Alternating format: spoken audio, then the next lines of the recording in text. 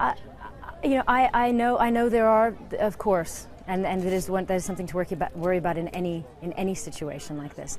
I know there are organizations on the ground. UNHCR is one of them, and I've worked with them for 10 years, and I've physically walked around and seen the bamboo, the tents, the structures, the jerry cans, the items, all of the people that are receiving assistance. They have to be very accountable, and they will continue to be.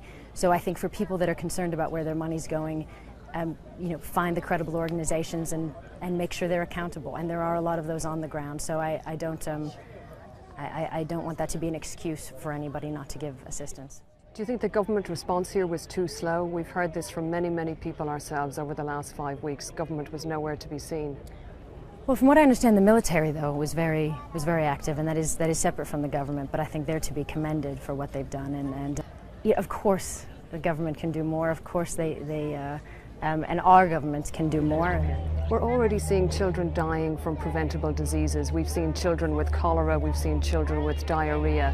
What would you say to the international community now?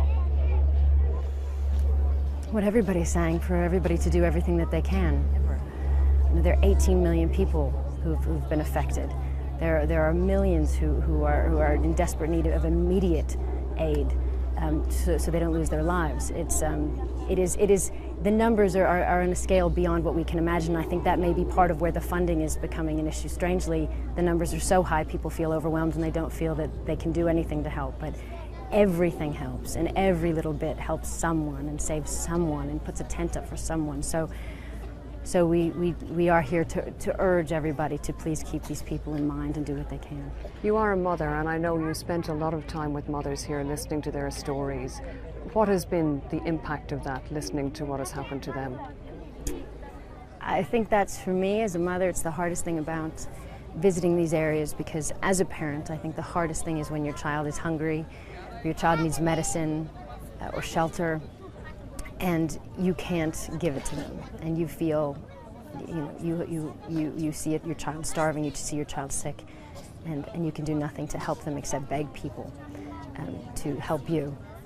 And we've met a lot of mothers like that. We've met a lot of mothers who lost their children in the flood because it was so quick and so fast, and the children, they weren't able to grab all their children, and some of the babies were sleeping.